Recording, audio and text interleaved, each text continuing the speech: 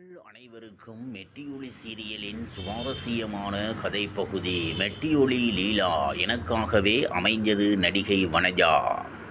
Corona பொதுமுடக்க காலத்தில் திரைப்படங்கள் தொலைக்காட்சி தொடர்களின் படப்பிடிப்புகள் தடைப்பட்டதன் காரணமாக புது எபிசோடுகள் எல்லாம் நிறுத்தப்பட்டிருந்தன. இதன் விளைவாக பழைய மெகா ஹிட் தொலைக்காட்சி தொடர்கள் சேனல்கள் ஒளிபரப்பின. அவ்வாறு ஆரம்பித்ததுதான் மெட்டியொலி தொடரின் மறு ஒளிபரப்பு. இப்பொழுதும் அதற்கு ரசிகர்களிடையே வரவேற்பு இருக்கிறது. அதில் 5 சகோதரிகளில் ஒருவராக லீலா எனும் கதாபாத்திரத்தில் நடித்திருப்பார் வனஜா. தற்போது மற்ற தொலைக்காட்சி தொடர்கள், சினிமா வாய்ப்புகள் என கவனம் செலுத்தி கொண்டவர்களிடம் பேசினோம். மெட்டியொலி தொடர் தயாரித்த நிறுவனத்தின் மற்றொரு தொடரில் இதற்கு முன்பு நடித்திருந்தேன். அது முடியும் நேரத்தில் மெட்டியொலி தொடரில் என்னை நடிக்க வைப்பதற்கு இயக்குனரிடம் கேட்டார்கள். அவ்வாறுதான் எனக்கு அந்த வாய்ப்பு வந்தது. நடிப்பு என்பதையும் தாண்டி இப்போது வரையிலும் அதில் நடித்த அத்தனை பேரும் ஒரே குடும்பத்தினர் போலவே பழகி வருகிறோம்.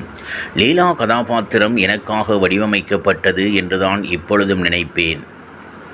முன்பெல்லாம் காலை 10 மணிக்கு ஆரம்பித்தால் இரவு 9:30 மணி வரைக்கும் ஒளிபரப்பாகும் பெரும்பாலான தொடர்களில் நடித்திருந்தேன்.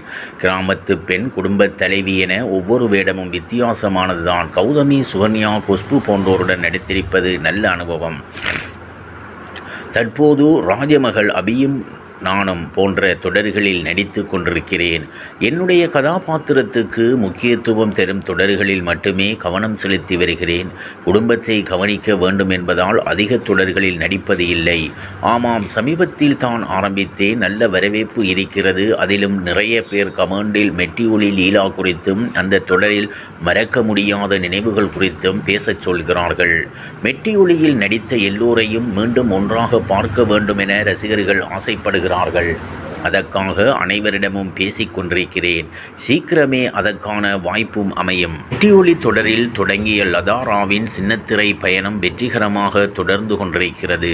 கணவர் ராஜ்கமலுடனான குடும்ப வாழ்க்கை, குழந்தைகள் என சீரியலை விட்டு சற்று விலகி இருந்தாலும் சமையல் நிகழ்ச்சி, ரியாலிட்டி ஷோ என மீடியாவின் கவனத்திலேயே இருக்கிறார். பிஸியான வாழ்க்கைக்கு இடையே தன்னுடைய அனுபவங்களை நம்மிடையே பகிர்ந்து கொண்டார் லதாராவ். நடிகையாக வர வேண்டும் என்று திட்டமிட்டு வரவில்லை. பெங்களூரில் பிறந்தாலும் வளர்ந்ததெல்லாம் சத்தியமங்கலம் பக்கத்தில் பவானி சாகர் என்ற ஒரு சின்ன கிராமத்தில்தான். ஒரு விசேஷத்துக்காக சென்னைக்கு வந்தபோது அங்கே பக்கத்தில் மெட்டியொலி தொடரின் ஷூட்டிங் நடந்து கொண்டிருந்தது. அதை பார்க்க போன இடத்தில் நடிக்க வாய்ப்பு கிடைத்தது. அந்த தொடரில் ஒரு சின்ன கேரக்டரில் நடித்தேன். அப்படித்தான் சின்னத்திரைக்குள் நுழைந்தேன். மெட்டியொலியை தொடர்ந்து தமிழ், தெலுங்கு, கன்னடம், மலையாளம் என 30க்கும் மேற்பட்ட தொடர்களில் நடித்திருக்கிறேன். அப்பா என்ற சீரியலில்தான் கணவர் ராஜ்கமலை முதலில் சந்தித்தேன். அப்பொழுது ஒரு ஹாய் கூட சொல்லிக் கொண்டதில்லை. பின்னர் பாலச்சந்தர் சாரின் ரெக்கை கட்டிய மனசு தொடரில் ராஜ்கமல் ஹீரோவாக நடித்தார். அதில் எனக்கு வெள்ளி கதாபாத்திரம். சீரியலில் தொடங்கிய காதல் நிஜத்தில் முடிந்தது. வீட்டில் சொன்னவுடன் பெற்றோர்கள் சம்மதத்துடன் திருமணம் முடிந்துவிட்டது. எங்களின் காதல் எந்த த்ரில்லோ திருப்பமோ என்பது உண்மை. எங்களுடையது கண்டிப்பான கூட்டு குடும்பம். மகிழ்ச்சிகரமான குடும்ப வாழ்க்கைக்கு அடையாளமாக 2 குழந்தைகள். பெரிய பெண் LKG படிக்கிறாள். 2வது குழந்தை பிறந்து 8 மாதம்தான் ஆகியிருக்கிறது. திருமண வாழ்க்கை, குழந்தைகள் என நடிப்புக்கு சில காலங்கள் இடைவெளி விட்டாலும் மீடியாவின் கவனத்திலேயே இருப்பேன். கணவரின் ஈவென்ட் மேனேஜ்மெண்ட் தொழிலுக்கு சப்போர்ட்டாக இருக்கிறேன். சன் தொலைக்காட்சியின் திருமதி செல்வம் தொடரில் நந்தினி கதாபாத்திரம் அதிக அளவில் பேசப்பட்டது. சூழ்நிலை காரணமாக திடீரென அந்த தொடரில் இருந்து விலக நேரிட்டது. சீரியல்களில் நெகட்டிவாக நடிப்பதை விட பாசிட்டிவாக நடிப்பதையே விரும்புகிறேன். என் கணவர் ராஜ்கமல் நடிகர் என்பதால் நான் நடிப்பதற்கு நிறைய என்கரேஜ் செய்வார்.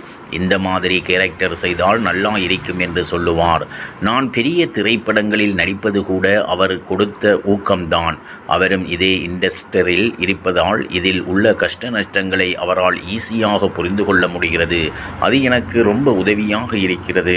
இப்பொழுது ஜெயா டிவியில் ஸ்டார் கிச்சன் நிகழ்ச்சியை நாங்கள் இருவருமே தொகுத்து வழங்குகிறோம். அந்த நிகழ்ச்சியில் ஒரு நாள் ஜாலியாக சமைத்துவிட்டு வரலாம் என்றுதான் போனோம்.